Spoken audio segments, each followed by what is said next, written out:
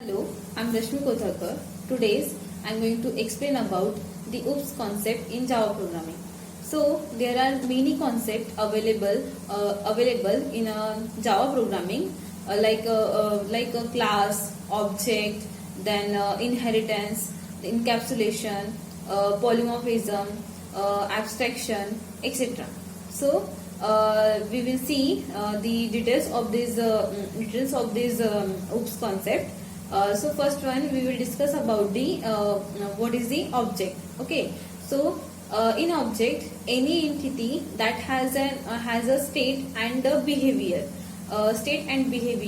and is known as the object.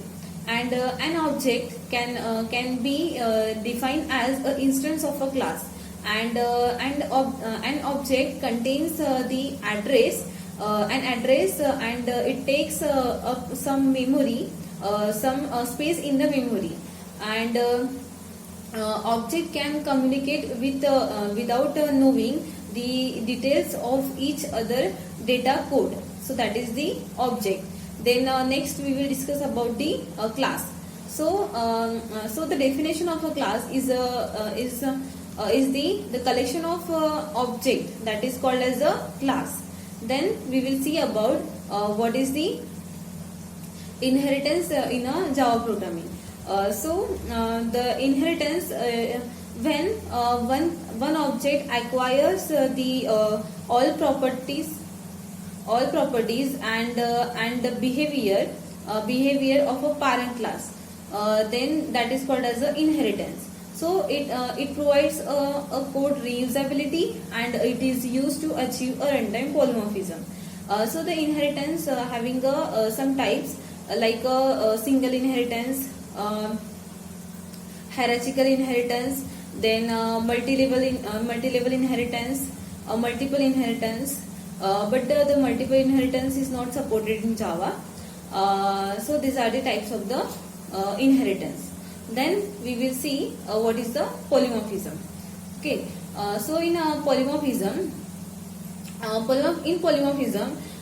if one task is performed by the different way, that is called as a polymorphism. And in polymorphism are basically two types, like a runtime polymorphism and compile time polymorphism.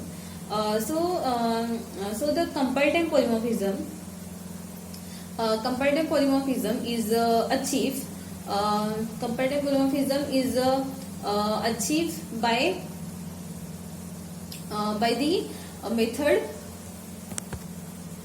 So the compile time polymorphism is achieved by the method overloading, and this compile time polymorphism is also called as a static polymorphism. The method overloading, it means that suppose in a same class we are taking a same method with a different parameter. So that is the one of the example of method overloading. Then the next type of the polymorphism is the runtime polymorphism, and the runtime polymorphism is also called as the dynamic polymorphism, and this polymorphism is achieved by the method overriding. So in method overriding, it means that suppose we having a two class, and in that class we are taking a same method with the same parameter. So that is one of the example of method overriding. Then we will see about the abstraction. So abstraction, it means that hiding implementation details and showing only functionality to the user. And in abstract class, we have one method which is not implemented. It means that we does not provide any method body to that method. So that is the abstract class. Then we will see about the encapsulation. Okay, so in encapsulation, it means that the binding data and code together in a single unit, that is the encapsulation.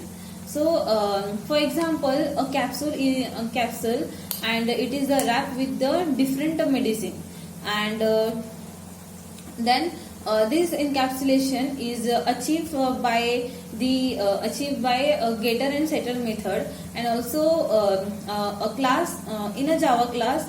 The example of encapsulation is a Java Bean fully encapsulated class, because all the data members are as a private. So that is the one of the example of encapsulation. So that's all about the in explanation about the object oriented programming language. Thank you.